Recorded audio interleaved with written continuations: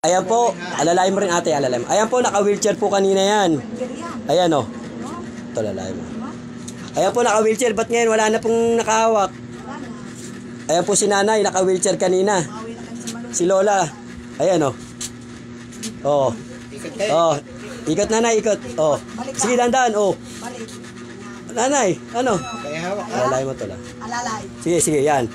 Ayan, si nanay kanina. Ayan po si nanay kanina. Sige, sige. Pataas kasi, hindi pantay. Yan, yan, yan.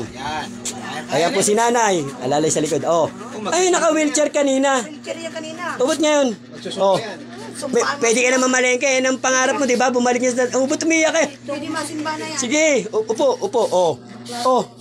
Magsisimba ka na uli sa Baklaran. Oh. Ayan po si nanay. Naka-wheelchair kanina. Pagpunta rito. Ba't ngayon nakakalakad? Salamat po sa Panginoon. Ano, uwi na kayo? Uwi ka na? Uwi ka na? Mamamalengke ka na? Tapos na rin. Ano? Hindi na masakit? Ano mo, tuhod mo? May tapal na yan. Oo.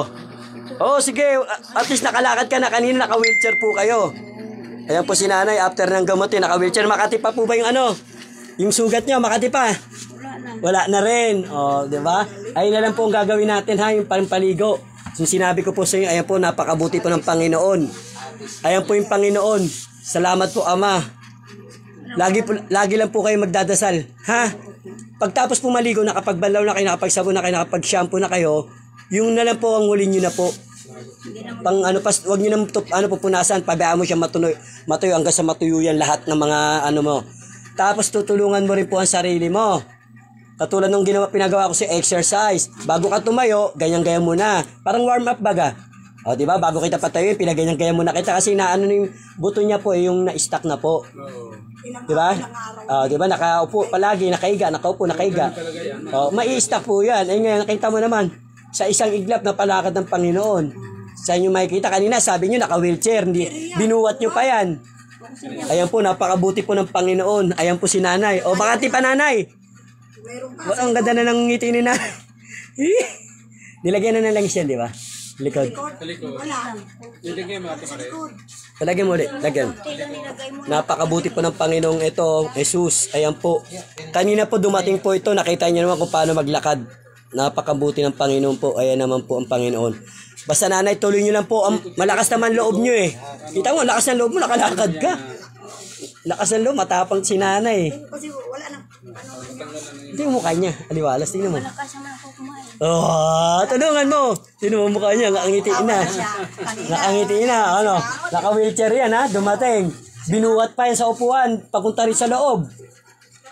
Ngiti ni nanay oh. Hindi nagaano yan. Hindi naman instant yan, mawawala. Maya-maya yan kayo. Tapos hindi ko pa nga kailangan, paliguan nyo pa yan bago mawala. Yes, salamat po Ama. Maliligo ako. Sino kayo magpaligo sa akin? Nanay, wag ako nanay. Manggagamot ako dito.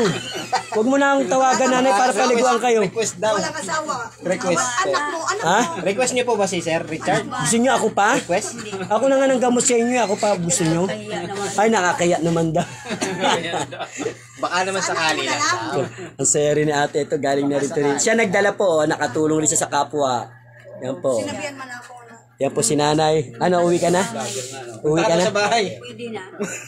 Uwi na rin. Uwi na. Pwede na. Pwede naman. Ayan po. God bless po sa inyo lahat. Ito po si nanay, ha? Ilang ano yan? Bilang mo na, bilang ka doon. God bless all po sa inyo. Bilang ka doon.